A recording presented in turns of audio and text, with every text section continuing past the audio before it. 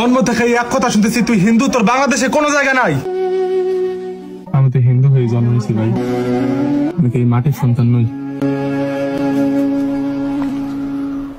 ধর্মের কারণে মানুষ পুরানো হয়, এইটা কেমন দেশ? একজন মুসলমান দোষ করলে কি সব মুসলমান দায়ী হয়? তাহলে একজন হিন্দুর জন্য আমরা কেন দায় নিতে যাবো? আমরা তো কোনো অপরাধ করিনি, শুধু হিন্দু হয়ে জন্ম নিয়েছি। তাহলে আমাদের উপর এত অত্যাচার কেন? কেন?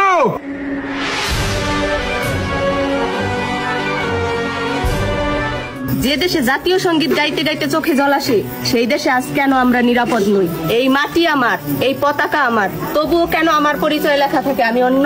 আমার তো বাংলাদেশে জন্ম, তবু কেন বাংলাদেশি লেখা থাকে না?